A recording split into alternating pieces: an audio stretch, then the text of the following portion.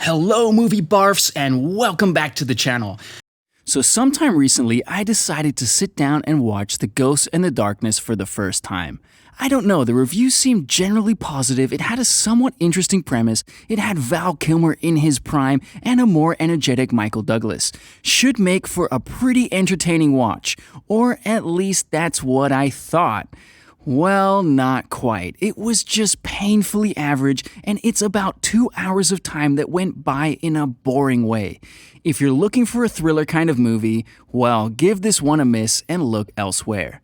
Basically, the plot tells the story of Colonel John Patterson, played by Val Kilmer, fresh off the island of Dr. Moreau, with his assignment to construct a bridge in Africa. Things go sideways when two lions go on a repeated killing spree, causing the workers to abandon the job. The rest of the movie deals with Patterson and Remington, played by Michael Douglas, and their quest to kill the two lions, nicknamed The Ghost and the Darkness by the local folk. That's pretty much the premise. It sounds nice on paper, but the execution and the final result you see on screen leaves much to be desired. And if you're asking why, well, number 1, the pacing of the movie sucked.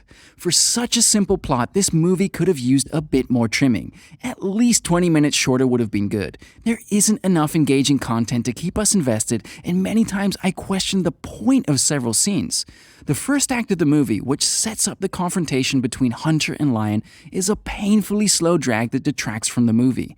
Lots of filler and meaningless banter that just glosses over you without any impact.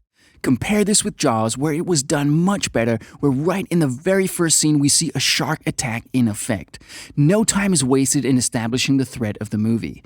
And even after the lions are revealed, it just becomes a series of different attempts to kill the lions, which feels more repetitive than interesting after a while. Remington, the secondary protagonist, is only introduced at the halfway mark of the movie. You'd think he would add some extra spark to ignite your dying attention span, but nope, he does none of that, which brings me to my second point. Number 2, the characters are boring and bland. The main protagonist, Patterson, wasn't all that interesting. I didn't really care for his motivation or his character. He enjoys building bridges to connect worlds, but it comes across as just being the politically right thing to say. You know, the stuff you say in job interviews. I don't have anything against Val Kilmer here, but he was largely stoic and emotionally flat throughout, which doesn't make his character very investable. The secondary protagonist, Remington, was the complete opposite, somewhat of a foil for Patterson, but it didn't come across well too. He was mainly over the top when trying to give off this cowboy/crocodile Dundee vibe. The other supporting characters and their dialogue are just as unmemorable, and it didn't make much of a difference whether they were there or not. As expected in a movie about killer lions, there are some casualties, and without giving anything away, before a character is killed, the movie always does this cliché emotional setup where the characters have a deep emotional bonding moment. You'll know it when you see it, and they don't do it once, but twice in this movie. And it's pretty obvious when you think about it, because it's so in your face that it's easy to see through it. And when the characters die, well, they die in a very impactless manner, with zero emotional impact despite the try-hard attempts to make you care. Number 3, the supposed supernatural element. Early on, after the first few lion attacks, the film does this thing where the locals deem the lions to be demons or some kind of supernatural beings. Yeah, well, I don't know about that approach. I didn't buy for 1 second that they were supernatural, despite their abnormal behavior, and I don't think anyone watching the movie would either. In fact, the supernatural element feels forced and detracts from the scare experience. Why couldn't they just be seen as regular lions? That by itself would already be a threat enough for us to care. I mean, Jaws didn't need to have a ghost shark to embellish their scare factor. There's this whole thing where the locals see the lions as demons coming for retribution or some sort against Patterson, but you'll dismiss it just as quickly as Patterson does. So now the lions somehow don't kill for food but for enjoyment instead, and they collect the bones of the corpses like a prize heap? I don't know where they were going with this, but it sure didn't pan out well. But I do have to commend them for how they managed to create the lions for this movie. It wasn't fake-looking CGI, which was the typical route for animals in the 90s, but this was actual animatronic lions by Stan Winston. They look very believable, but I do wish they had more screen time. And unfortunately, just like the characters, their deaths are very anticlimactic and leave you underwhelmed. Number 4, some absolutely silly moments. For a movie that's supposed to have a grim, serious tone, there were some ridiculous moments in this highly fictionalized plot.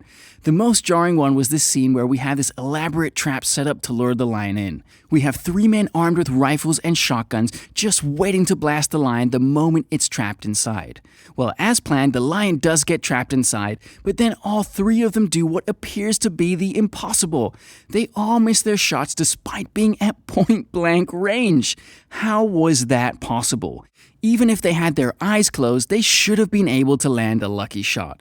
The lion was like 3 feet away from them, and it's not that they only had 1 shot each. No, they had several shots each, and they weren't even able to wound the lion. And by the way, this scene really sucked because of all the shaky cam. It's more disorienting than tense, and probably just used to help cover up the ridiculousness of this scene.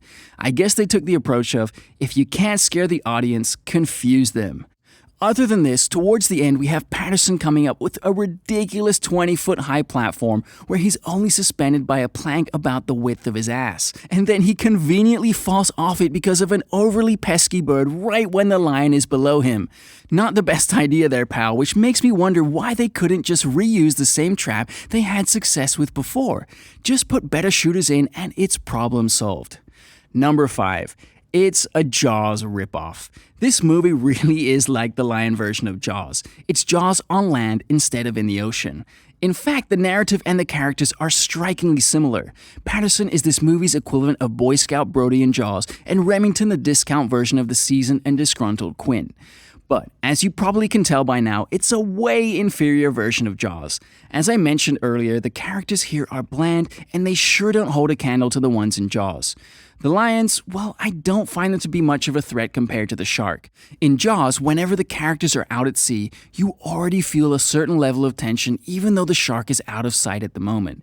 There's just something a lot more menacing about staring at the surface of the ocean knowing that a shark can be hiding below, compared to the tall yellow grass of Africa where a lion can pounce out. It's a lot less tense since the characters have the equal playing field of being on land with a lion as opposed to Jaws where they're out of their element at sea with a shark.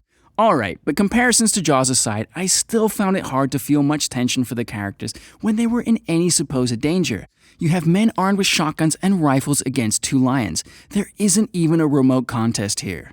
The only reason the lions keep surviving is because the film has to artificially create scenarios where the characters keep fumbling and messing up their shots in face-palming ways.